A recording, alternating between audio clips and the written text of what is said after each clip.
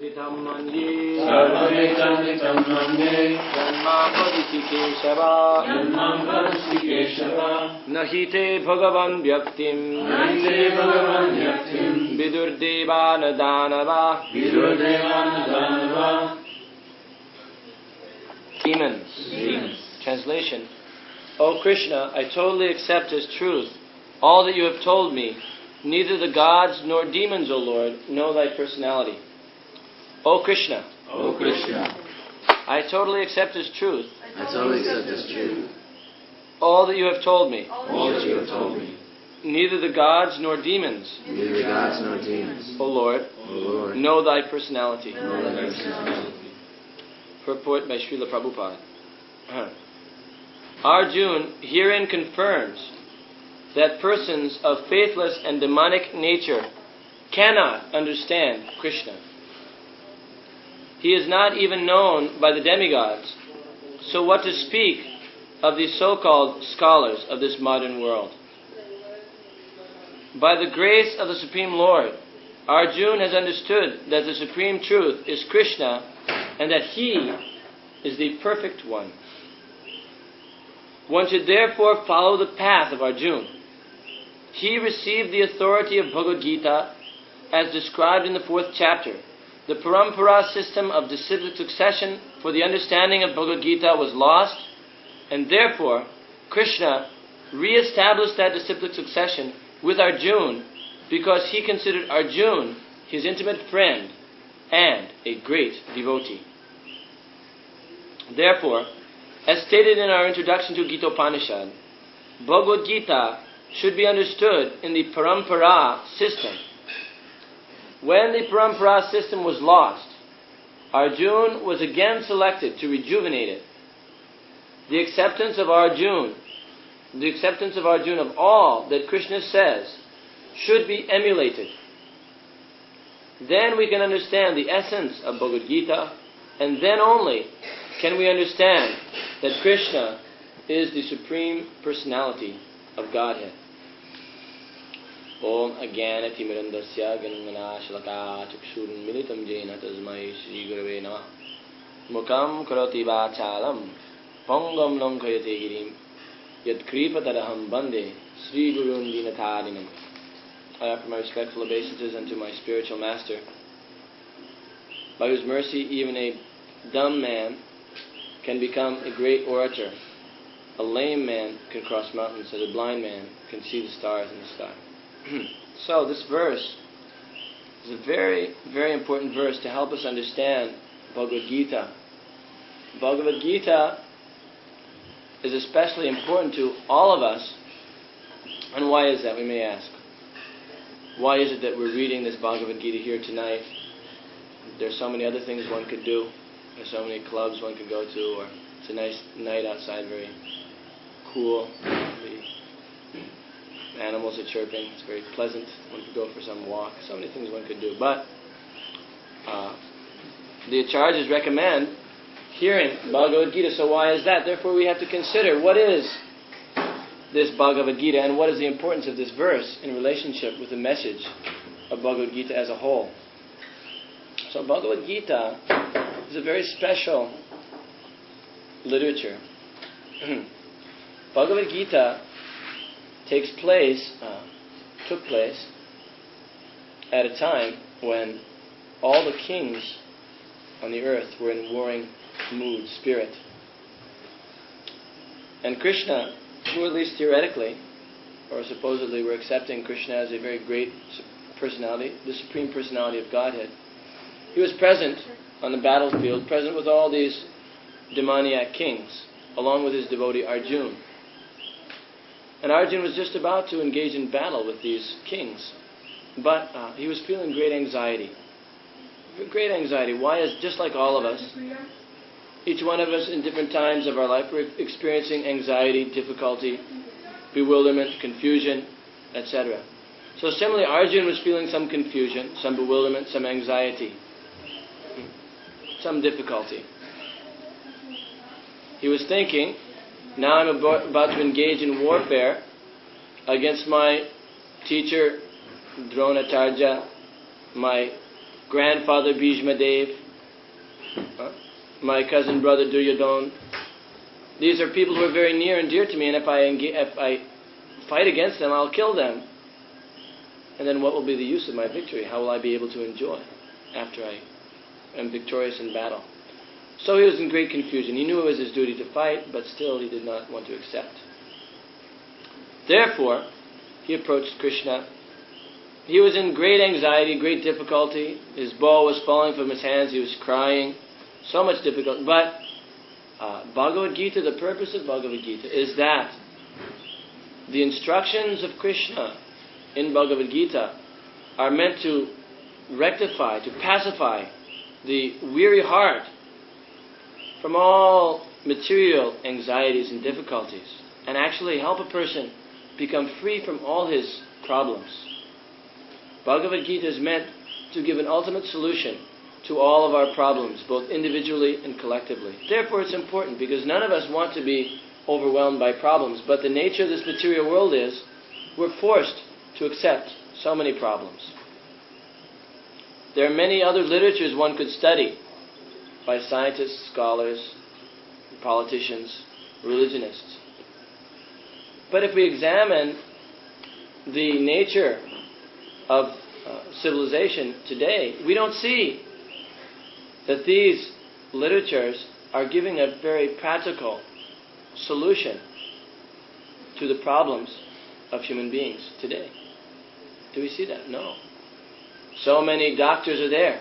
You can look in the phone book and you'll see so many people with doctors in front of their name, and they're supposed to be helping people become free from misery. But do you see people are becoming free from misery? No, still they're dying, even though so many doctors are there. Isn't it? There's so many psychiatrists, but still people are going crazy. There's so many farmers, but still people are going hungry. So there's some mistake. Bhagavad-gita, at least theoretically, is meant to help us become free from all of our difficulties, an ultimate solution. And this is the purpose of a human form of life. The whole reason for having this human body is simply to make an ultimate solution to the repetition of birth, death, old age, and disease. This is the opportunity. If we neglect the opportunity in this human form of life, we don't know our future. It may be very bleak. But if we properly utilize the human form of life, understand our position by understanding the instructions of Bhagavad-gita, then we can make a solution to all the problems of life, and at the time of leaving this body, we can regain our eternal, blissful state in the kingdom of God. So that's what Krishna's purpose was in speaking Bhagavad-gita to Arjuna. And all of us want to experience that eternal, blissful situation.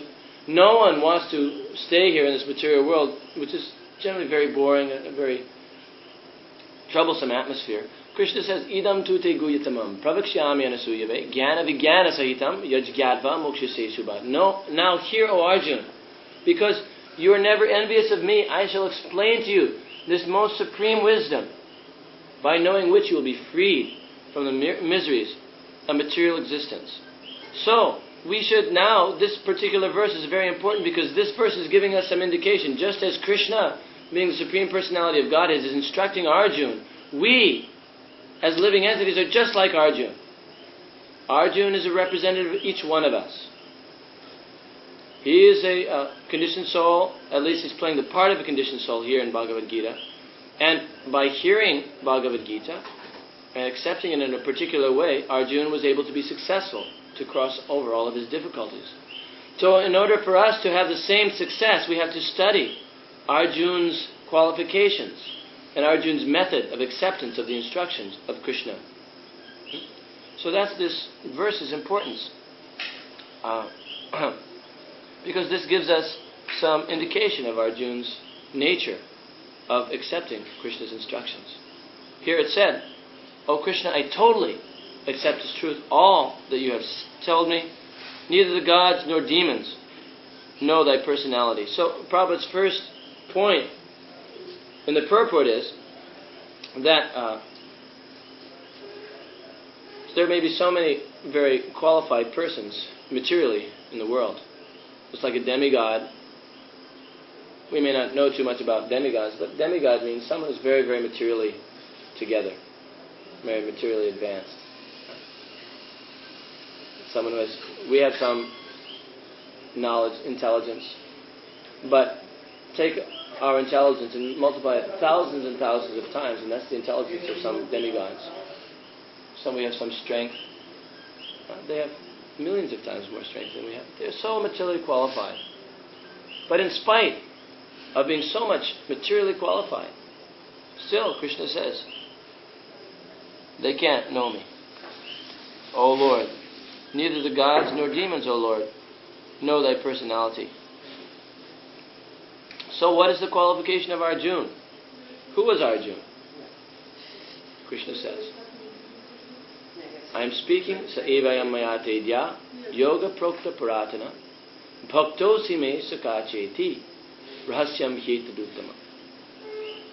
I am speaking this most sublime science of yoga to you, O Arjuna, because you are my devotee as well as my friend. Therefore you can understand the transcendental mystery of this science. Because Arjuna was a devotee with a relationship with Krishna, therefore he was able to understand Bhagavad-gita. Some people study Bhagavad-gita their whole lives and don't understand it. But Arjuna, because he was a devotee, he heard it once and understood completely. He understood everything about Krishna simply from hearing once Bhagavad-gita. So we have the same opportunity. It's just like Arjuna was a devotee. Now to understand Bhagavad-gita correctly, we must also try and become devotees. Because as soon as we can become like Arjuna understood Bhagavad-gita just by hearing it once from Krishna. If we do the same, we become devotees of Krishna, then we can have the same result as Arjuna. So that's our attempt. We simply are now trying to become devotees. We can read Bhagavad-gita once and we'll get something out of it. But Arjuna, he heard it once and he had full realization of Krishna. So we may ask, so I'm reading Bhagavad-gita once, twice, 3 times, but still I'm not fully understanding Krishna. Why is that? Why is that? Do you know? No. Arjuna heard it once and he immediately understood. Param Brahma, Param Dhamma, Pavitram, Paramam Bhavam. Oh Krishna, you're the Supreme Brahma, the Supreme Abode. He was understanding Krishna as the Supreme Personality of Godhead. And when we understand Krishna is the Supreme Personality of Godhead, what happens? Krishna says, someone who knows me as the Supreme Personality of Godhead without doubting, he engages in my unalloyed devotional service. Of this there is no doubt. So this is the symptom of understanding Bhagavad-gita. So we're not understanding. What does that mean? That means that we're still putting our faith in, not in Krishna, but in our own sensual perception as being real. Our own mental perception as being truth. We're not totally accepting Krishna's version as being correct. We're not totally putting our faith in Krishna. So, therefore we have to understand, at least theoretically, we have to go over this concept. Why? Why should I accept Krishna as all what Krishna says is truth, just like Arjuna? Arjuna was a devotee, and the symptom of his devotion was that he accepted everything Krishna said as being absolutely correct. He was as the Supreme Personality of Godhead. Many people are interested in Bhagavad-gita, but generally we'll find that they'll take a little bit that they like, some chapters here, some chapters there, this part, that part. The impersonalists, they say that Krishna is just a manifestation of the Supreme Brahman. But then when it comes to the part where it says, Krishna says, offer me with love and devotion a leaf, fruit, flower, or water, and I'll accept it. Then they can't understand it, so they leave that out. They don't talk about that first. So this is the nature of a person who's not a devotee. He can't accept everything. But the nature of a devotee is that he can accept everything, and that's surrender. So we may not be able to do that right away. Therefore, we should consider this point. Why should I accept everything that Krishna says as absolutely correct? We should consider this. So, Vedic knowledge is considered infallible. Infallible. That means that it's true in all circumstances. This is the tradition in India. If you go there, sometimes you talk to someone who's from a Vedic background, and you'll say something, make some statement, and he'll say, well, what is that, a Vedic injunction? Because whatever comes from the Vedas, they'll accept as being true, without any question. It says in the Vedas that the stool of an animal is an impure thing, very contaminated. If you touch it, you must immediately take a bath. But cow dung is pure, and you can cleanse a place by using cow dung. So this seems contradictory, but actually it's a fact. Cow dung is a very purifying thing, whereas any other kinds of stool are very contaminating, and modern science bears it out too. Recently there was some investigation. They find, yes, the dung of the cow has antiseptic properties. This is just some indication. But as long as we're dependent on our research work to try and approach the absolute truth, we'll always be baffled. Because our research work will always be imperfect. Our material attempts at trying to understand the absolute truth will remain imperfect, because our senses are imperfect. Isn't it? There's no. If we want perfect truth, perfect understanding of life, of how to be happy, of where I'm coming from, of what happens at the time of death, all these things are important to us. If we want a perfect, accurate understanding of these things, how are we going to get it with our imperfect senses? Is it possible?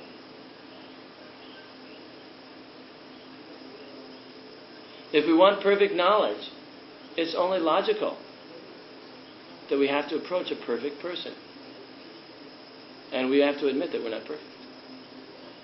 And there will be so many people who are offering their knowledge as being perfect, even though they have many defects. They're called cheaters.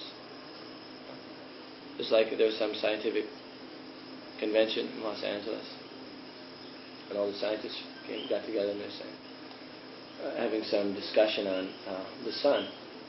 And after it was all over, their conclusion was that we actually really no longer know why the sun shines. You've heard about that? You heard that? We really no longer know why the sun shines. Actually, what does that mean? That means they never knew, but they were simply bluffing, and now they made a mistake. This is the nature of research. But spiritual life is different. Spiritual knowledge is different. Spiritual knowledge is accepted from authorities. Just like when you're a little child. You're not very advanced in anything. But your father, he may be very intelligent. He says, okay, this is a table, this is a picture, this is a tape recorder, this is a mridanga. And if you just accept, as he says, he's teaching you correctly, then you can know all these things without having to do any research work. Very nice. Or the other example is that if you want to find out who your father is, if you try to do research work, examining the blood type of every different person and their genes and etc., it would take you unlimited number of years to find out who your father was, isn't it? If you know these things. It's a very complicated procedure. But simply ask your mother. She knows. Then you can also know. So, the Vedic literature is considered the mother for living beings. If we go to the Vedic literature is coming from Krishna. Tene Brahma Hridaya Adikavaye Muhyanti Atsuraya. Krishna, in the beginning of this particular day of Brahma, spoke the Vedic knowledge, imparted the Vedic knowledge unto the heart of Brahmaji, and Brahmaji spoke it to his son Narada to Vyasadeva, like that. The knowledge is being passed down, originating from Krishna, the perfect person. If we want perfect knowledge, we have to get it from a perfect person. We have no other access for perfect knowledge. So therefore, at least even theoretically, we have to accept that Krishna's knowledge is beyond my knowledge. This may be beyond my knowledge. Then you put it to the test. You act on the basis of Bhagavad-gita. You act on the basis of Bhagavad-gita, then your knowledge will be enhanced, will increase. And the symptom of that is, as you act on the instructions of Bhagavad-gita, then you'll be able to realize more and more its perfectness. We don't have to read any other books. Don't have to make any other research. If we read Bhagavad-gita once, you'll get some knowledge. You try and apply some of the instructions of Bhagavad-gita. If you try and apply them, you'll see. Krishna guarantees. Tesam bhajatajuktanam bhajatam pratipurvakam dadami buddhi yogam tam yena mama puyantite. I will give them knowledge. If you engage in my devotional service, I'll give you knowledge so that you can understand me. So if you read Bhagavad-gita, you may understand just 1%. But if you apply that, then you'll come to the platform, you make advancement. Next time you read Bhagavad-gita, you'll understand much more. And then you try and apply that, and you'll make more and more advancement. You'll come to understand, just as Arjuna, that I totally accept as truth everything you say. I understand you're the Supreme Personality of Godhead. You're the absolute truth, the supreme abode, the purifier.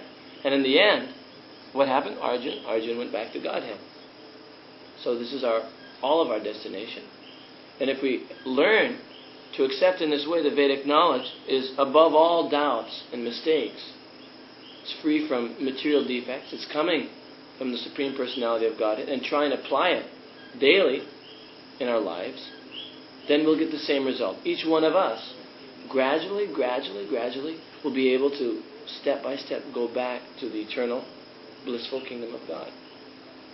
So that's the importance of this particular verse. We should study this verse carefully.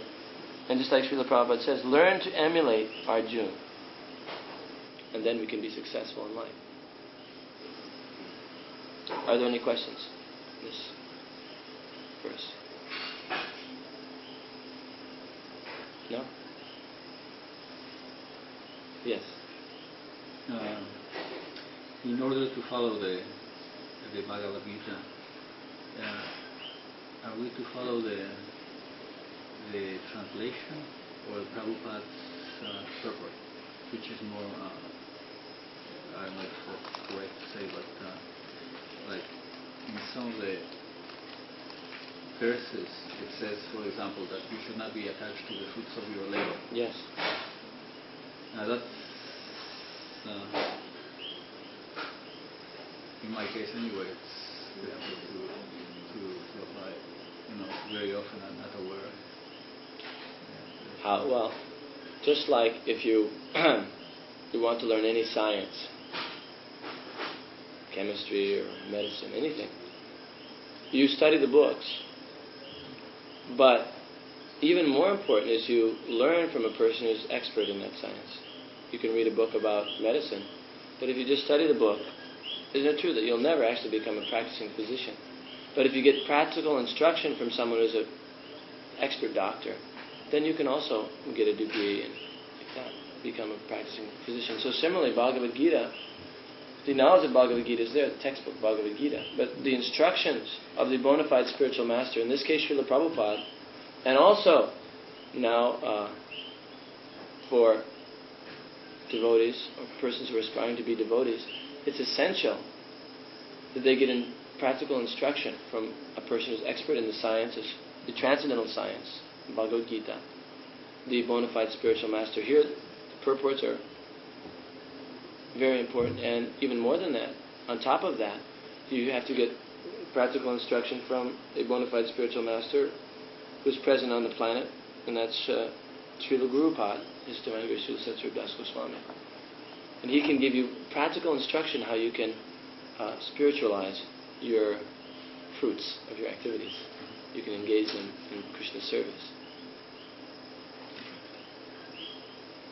So, the Bhagavad-gita is important, but even more important actually, the answer to your question, even more important are the instructions, the purport and the instructions of the bona fide guru who can tell you what to do exactly in detail with your life.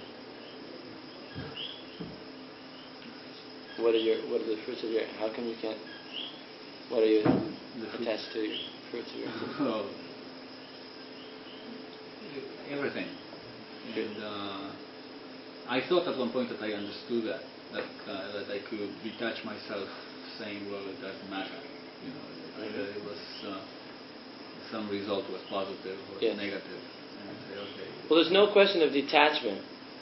There's no question of detachment. The nature of the soul is so tiny. Mamivam so jivaloke, jiva bhuta sanatana. Anksha means a tiny fragmental part and parcel of the Supreme Lord. That's the nature of the soul. It's very infinitesimal. 1/10,000th the upper part of the hair in size. Very tiny. And because it's tiny nature, it has a nature to be overwhelmed by anything it associates with. If you associate with the spiritual nature, you'll become absorbed in the spiritual nature. And if you associate with material energy, you'll become overcome by Maya. So spiritual life means to become attached to Krishna. To become attached to Krishna. You can't actually renounce anything. You have to learn how to use everything in the service of Krishna. And that is actual detachment.